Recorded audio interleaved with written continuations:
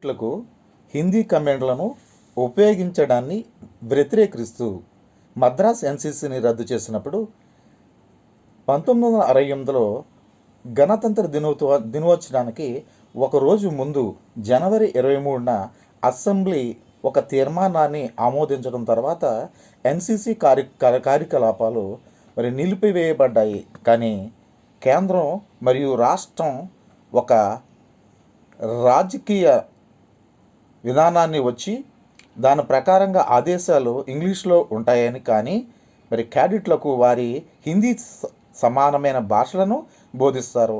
ఆ తర్వాత పాఠశాలలో మరియు కళాశాలలో నమోదు తిరిగి ప్రారంభమవుతుంది. కఠినమైన పరిస్థితులను మద్రాసు అసెంబ్లీ ఎన్సీసీని రద్దు చేయాలని నిర్ణయించినప్పుడు విద్యార్థులకు స్వచ్ఛంద కార్యక్రమంలోనూ నమోదు చేసినప్పుడు తప్పనిసరిగా 1967లో కొడైకెనాల్లో వేసవి శిబిరంలో క్యాడెట్లకు ఈ ఛాయాచిత్రం రూపొందించింది.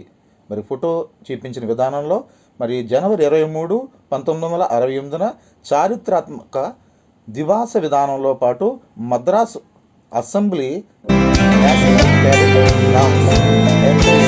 తన క్యాడెట్లను ఇచ్చిన ఆదేశాల ద్వారా గుర్తించినందుకు ఆ రాష్ట్రం రద్దు చేయాలని తీర్మానాన్ని ఆమోదించింది.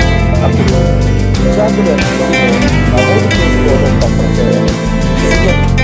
అన్నా బెరే ముఖ్యమంత్రిగా ఉన్నప్పుడు ప్రవేశపెట్టిన తీర్మానం నేషనల్ క్యాడెట్ మరియు ఇతర కార్ప్స్ను కమాండ్లు హిందీలోనే ఉండకూడదని కేంద్ర ప్రభుత్వం ఈ సూచనలను అంగీకరించడానికి నిరాకరిస్తే